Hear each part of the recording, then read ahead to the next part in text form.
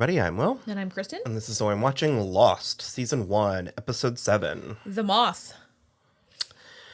Yeah, it's a good episode. Okay. Before we move forward at all, in the last episode, you talked about Jack coming in hot. It is absolutely peanuts compared to the speed and temperature Kate approaches everything regarding Jack in this episode. She is eyes closed, head first, can't lose. Completely.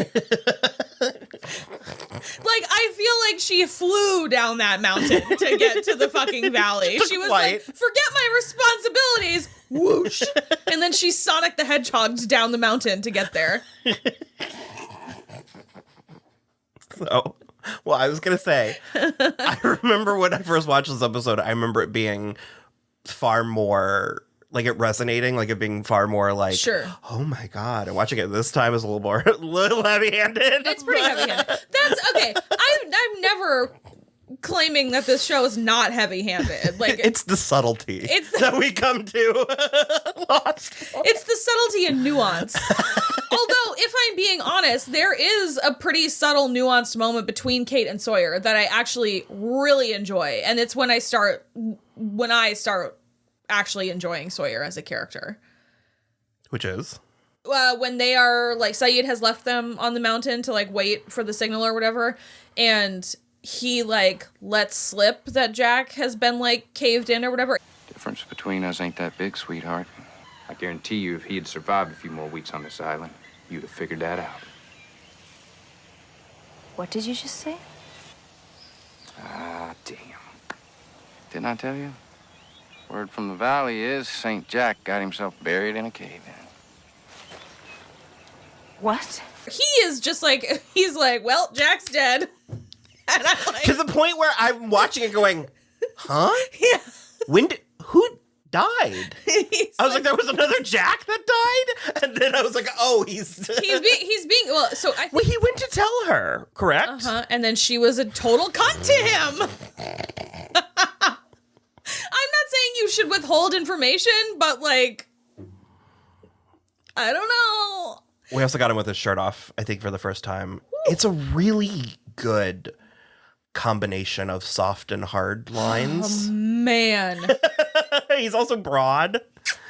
Sorry, sport. Just missed her. Her and Muhammad headed in the woods about 10 minutes ago. I know which way they went. Yeah, but... I'll tell her. You just keep doing whatever it is you do around here. He is, his hair is really good. His eyes are, a really green hazel color. Ugh. The blonde hair and the black beard is, it's a whole situation. I am so into, this era of Josh Holloway. Ugh. So, well, there's three plots. We have the Charlie's backstory. Yeah. We have Jack trapped in the cave. And we have Sayid's triangulating. Yeah. And you know what my takeaway is actually going to be from this season is how hilarious Boone is as a character. Because immediately we have Kate, Sayid, and Boone. And I'm oh, Boone, you're going to boff this. And the first chance that he gets, he shirks his responsibilities. To Shannon. Not even to an unnamed character. Not even the girl that Shannon was talking to Malibu with. Also, second of all, Shannon would never be caught dead talking to that girl. We're in Malibu part of the year, but the guys there are such idiots. Damn it! I thought that too. I was who is this middle-aged woman? It should have been Claire. 100%. It should have been Claire. But he's just sort of Shannon, can you handle this? And it's no! What on God's green earth would ever make you think that? What? And the thing is, I want Boone to pause and take a look at what Shannon's wearing. Vincent could do it. I want him to pause, take a look at what Shannon is wearing, and then ask his question gold again. Earrings. The gold earrings are nonstop. We're gonna talk about it a lot because it's our brand, but the density of failure with writing her character because. Yeah. as I keep saying, there's something interesting to somebody being in denial or for there being a borderline psychotic split from reality. Sure. And we see her wearing these insane normal 2004 clothes. And that's meant to be character informing, and it is, but it would be so much weirder if she was if she was carrying on a normal routine, like getting up in the mornings and putting makeup on and stuff. Sure.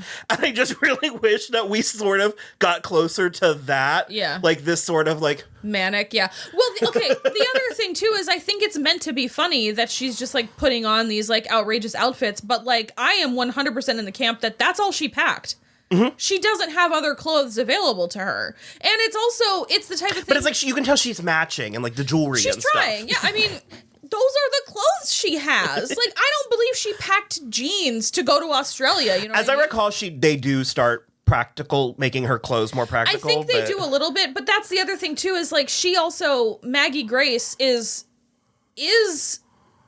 in reality, and then Shannon is presented as, like, a very... She's teeny tiny.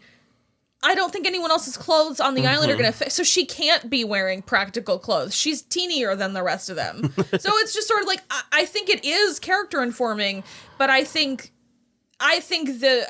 all three men involved in writing this show didn't take advantage of that to be character informing. They just were like, nah, she's a stuck-up bitch. And I'm like, there's so many more interesting places you can take that. Well, and because it's so funny because also for this not being a Shannon or a Boone episode, we're spending a lot of time on Shannon. Love it. But no, because while we were watching it, I was like, miraculously, I was like, doesn't she not boff it? And you were like, no, considering they brought in the B Squad for this, like... Okay, here's the thing. Moving forward, Sawyer is still, like, an acerbic dick, but he grows into a leadership position amongst everybody. And so it's sort of like, even though he and Shannon are the B Squad when it comes to, like, shenanigans like this, they both don't fuck it up, which is pretty great. I like that. I like that they both nail it. Well, because that's just, I like that, like, Boone, that's what started this whole thing, is, like, Boone is striving so much for purpose, for like he wants to do good, he wants to be good, and he's trying so hard, and then that desire keeps getting in the way of his ability to do good because it's like he already had a job, and the second that a chance to be a bigger hero comes, he just goes like Kate, he goes sprinting into and it's just another weird thing that... Well, if Jack can't see him be a hero, was he a hero at all? Hero? It's true. Which one was... It's his mother. Yeah. So maybe he has daddy issues. Like Boone's mother? Yeah. He works for his mother, and it's his because Shannon was the stepdaughter. So Shannon's dad and Boone's mom. Okay. So he has daddy issues. He needs... Who doesn't? On this show. And yeah, it's not the first, but it was evident here that the show thinks something is going on with Walt and Son, or fucking Michael and Son. Michael and Son. Christ almighty. I don't... Although I love the distinction. I love, because again, character informing. Yeah. Where Hurley calls them Chinese and Michael's like, they're Korean. Yeah. That's important. It's time that you figured that out. Yeah. I'm trying to give Hurley a pass, except for it's better than Sawyer's Mohammed. I don't remember. Well, like I said, we were really in it, Ariana, at the time. But it's like, now that we've sort of come out a little bit from that, every time it's like a slur. I'm like... So here's the thing. It is the worst when he's giving nicknames to Sayid. That's absolutely the worst, because that becomes his thing. Because it's also not the same. No. It's different. Like it's racist in a fresh way, because he calls him like Abdul and Omar and Captain Falafel, and I'm like, you know a lot about. Yeah, like how do you know so much about it? Like, if he just kept calling him Mohammed, I would sort of be like, I mean, at a certain point, it's like Joe Collie from Midnight Mass. Yeah, exactly. It was like, he was kind of racist in a charming way. It was where he just kept on calling him the one thing, but it's Sharif. It is That's also kind of funny. because he was the sheriff. But it is also like taking a very strange pro-gentle racism stance here. You know what I mean? No, I 100% know what you mean. And the thing for me is that, like, because Sawyer and Sayid had such a, like, antagonistic beginning to their relationship, it sort of makes sense within the show for it to keep going. But we are going on 20 years removed from these episodes, and I'm like...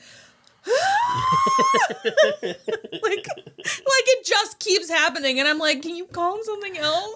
just say Doc. Just say Sayid. Just say Doc. Yeah. It's a lot. So the whole flashback. Oh, and also Charlie is withdrawing. He's withdrawing, and from heroin, not society. Well, I mean a little bit of both. Considering that we give Locke a really hard time, this is one of my more preferred flavors of Locke. Yeah, I mean, he's being a little, like, I don't even know what I'm trying to do.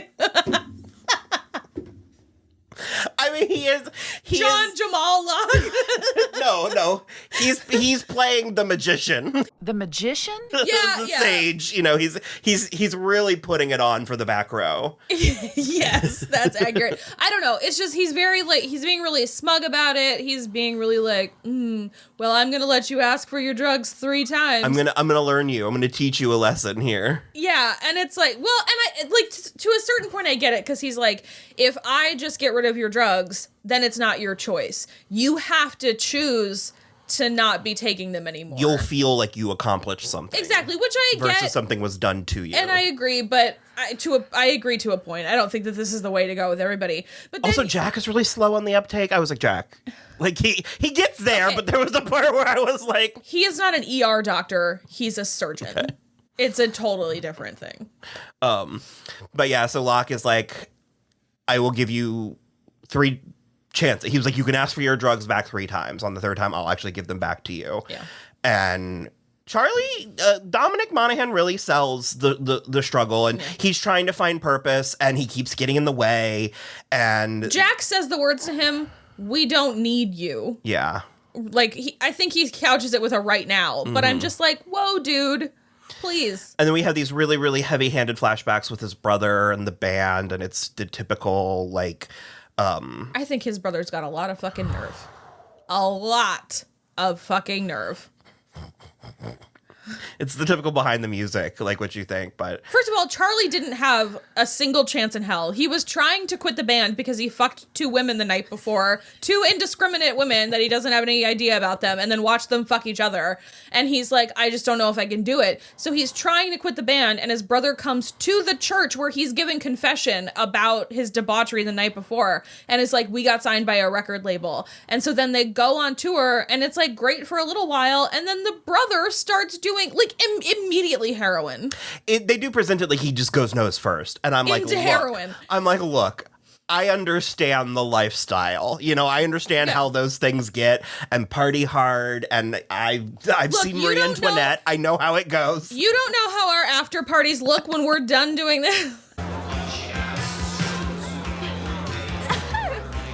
But I'm just saying, there's certain lines that I think it would behoove people to preemptively draw in the proverbial sand and just not cross. Yeah, it's a lot. So it's like, so then obviously he gets into the heroin and he misses sound check and all this stuff. And so Charlie's like, no, we're done. Because that they made an agreement in the church. I'll just give them that. I'm not a religious person, but they agreed to this inside the church walls. And he's like, we have to pull the plug and stop. And the brother is like, hard no. And so Charlie's like, well, if you can't beat him, join him. And he starts doing heroin. And then when the brother is all sober, Charlie's trying to get the band back together. And he's like, I missed my daughter's birth. And because I was flopping around Dresden with you. And he's like, you're still using? And I'm like, please, give me a break. Absolutely not. The titular moth is it's an apt metaphor because Locke is like, they find like a cocoon and he's like, the moth is struggling to get out and I could help it get out, but then it wouldn't survive because it wouldn't have properly like fought its way out. Yeah. And it was kind of nice. Charlie goes into the cave. The cave collapses, or the rocks collapse on Jack. Charlie is able to get in. They fix his shoulder, and they like descent their way out. Well, depending on which version of the descent you've seen, they descent their way out. That's accurate. And that's when Jack realizes that Charlie's coming. He's like, "How long's it been? I could have helped you." Like, to which Charlie's like, "Whoa, dude, you look terrible." And Jack's like, "He got the flu." And I was like, "From where?" I didn't think about that, but I was like, where did he get the flu? I mean, it could have been like gestating from before he got on the plane. Does it stay in your system that long? It can't. Okay. It can, but also it's like, where did he get it from? How come no one else has it? I was sort of like, how come you're just presenting symptoms now? And it's just like, it's whatever. I mean, I wouldn't want everyone on the island to know I was addicted to heroin. Sure. No, of course. But so then he goes and asks Locke for the drugs, and Locke is so disappointed. And then he throws it into the fire that you astutely pointed out that they are using to cook the pig. Okay, I don't know how heroin works. I don't know if the fumes are going to do anything, but I was like, and then they all just got a little bit high. Well, because that was my other question, and without saying more than this, it comes back up later, but I was like, is there a purpose for heroin? Yes. Okay. It's morphine. Yeah. I was like, sort of like medicinally or adjacent. I was like, you should have given it to Jack. Yeah. Because I'm not sure Jack knows how to turn illicit drugs into like an actual pain relieving situation. Plus, then depending on what happens, then you have somebody else with a come down, and there still is only a limited source of it. So it's like, I get it either way, but no, but even from a place of euthanasia. Oh, sure, yeah. Like I was sort of like, yeah. As I recall, they're a little bit hack yeah, with their resources of sort of like, like the dog. I was like, I mean, it probably shouldn't be your number one priority, but there are purposes for an animal like that in this scenario. No, sorry, there's one more thing where at the very end, Kate is sitting with Jack. She runs herself ragged trying to dig him out as well. And Michael is like, you need to take a break. And she's like, I'll rest when Jack's dead. It's like, it's ridiculous. But she is sitting with Jack at the end. And it takes so long before they start fucking. And then it's like twice. Just anyone, any of them. Yeah. Why isn't there more fucking on this island? Like, I think we're in season 2 the first time it happens. Yeah, maybe. I won't say who it is, but regardless, she and Jack are sitting there in the caves, and she goes, so these are the super safe caves you've been telling me about. And I was like, you son of a bitch, you were here yesterday. What are you thinking? I think they might have been suffering a little bit from that like Glee thing where I think they were dividing scripts a little bit. Well, the other thing too is, so there's a handful of inconsistencies. Yeah, the other thing too is like a lot of TV shows like this, the first 9 generally, or like 9 or 13 are like already done and kind of can be moved around in whatever order, because networks used to be like, this one's punchier, put it first. So I get it, but it also, like, watching them in order very quickly, I'm like, wait a minute. Help me out here. Also, Jin tells Sun that she needs to cover up, and she says, no, it's too hot. 긴 거로 입어. 긴 건 너무 더워요. It's amazing. And that's the end of it. It's amazing. They are very, like, I remembered them being fan favorites, but it's like they're very compelling, and it's a bang for your buck. Like, they do a lot with a little. They do. Yeah, it's great. He is so good looking. Yeah. Those cheekbones. Oh, yeah. I need to watch Hellboy. Okay. He turns into a jaguar? Something. Leopard? I think it's a jaguar. I don't care. I do. Okay, bye. Bye. Like and subscribe. Do you like movies? Do you like art? Do you like awesome art about movies? Then head on over to Movie Palette. moviepalette.com. If you put in the code SHOW15, you get 15% off with our special code. These sweet thing. This is the movie Showgirls. And this is the pool scene. Love to see it. We've determined this is the pool scene. So glad I dressed for the pool. We love it. We love to see, and I think this is the S&M scene. The S&M dance. Is that before or after the pool? I think it's before that's before the pool. Yeah. It's so dark. Love it. It's so cool. Do you like stripes? It has everything. Moviepalette.com, code SHOW15. Movie Palette, shop 15. Should do a better job than that. You should just put the little tiny one at the front of all of them.